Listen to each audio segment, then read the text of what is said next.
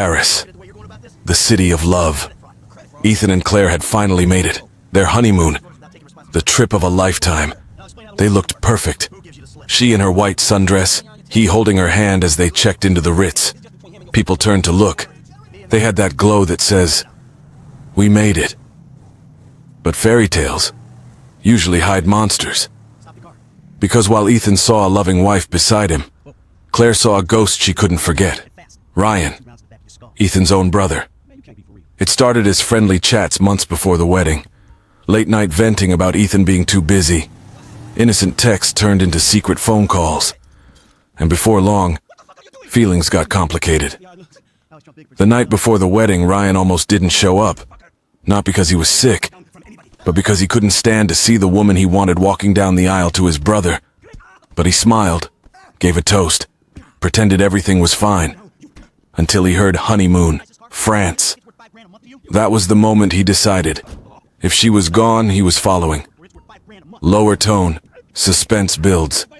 He booked a flight under a fake name, stayed in a small hotel 3 streets away from them, and waited. Cliffhanger line. And when Claire got Ethan to go for a solo spa day, she sent one message that changed everything.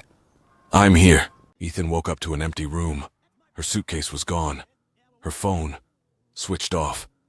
At first, he laughed it off. Maybe she went shopping. But by nightfall, panic set in. He called the hotel front desk, local hospitals, even the American embassy. Nobody had seen her. That's when he called the police, trembling, voice cracking. "My wife's missing. She's been gone for 18 hours. Please help me." Within hours, the Paris police launched an investigation. Officers searched streets, checked train stations, even reviewed border logs. Nothing. Social media caught the story. American bride missing on honeymoon in Paris. Tourists gathered near the hotel, whispering and pointing at Ethan's room. He didn't eat. He barely slept. He just sat by the window staring at her wedding photo, the one where she said she'd love him forever. Soft tone, slow pacing. Meanwhile, not too far away, Claire was in another hotel, champagne in hand, wrapped in the sheets of the man she wasn't supposed to love. Ryan whispered, "He'll move on. He's strong." And she nodded. But her eyes showed guilt, because deep down, she knew. She hadn't just broken her vows.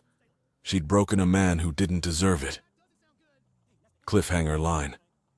But what neither of them knew was that a single street camera had already caught them. Detective Leclerc had seen hundreds of missing cases, but something about this one didn't sit right. He reviewed every CCTV feed around the hotel. Nothing. Then, just as he was about to give up, he noticed a woman crossing the street at 2:14 a.m. He zoomed in. The image cleared. It was Claire, smiling, holding hands, and beside her, Ryan.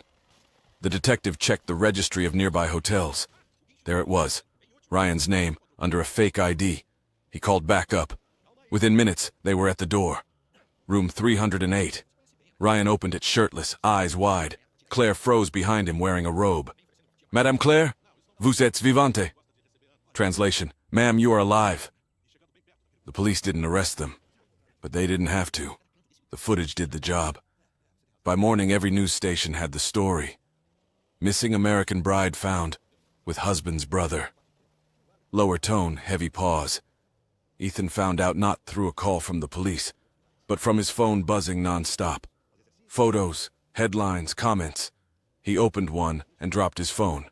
Cliffhanger line.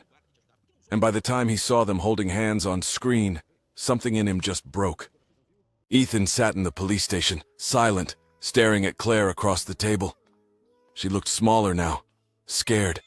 She tried to speak. "Ethan, please, I can explain." But he stood up and said only one thing. "Don't. I finally see who you are." Ryan didn't say a word. He just looked down. The officers asked if Ethan wanted to press charges. He shook his head. "No, she's already gone." The story blew up worldwide. Their photos went viral. Memes, interviews, endless gossip. Claire tried to return home, but the shame followed her. Ryan disappeared, left the city, deleted his accounts. And Ethan? He sold the wedding ring online, donated the money to an animal shelter, and moved to Italy. Alone. Soft, reflective tone. Sometimes heartbreak doesn't destroy you. It clears your path. Because in losing the wrong person, he found peace. Final line. And as for Claire, she still texts him every anniversary, but Ethan never replies. Outro question. If you were Ethan, would you forgive them? Or vanish and never look back? Drop your thoughts.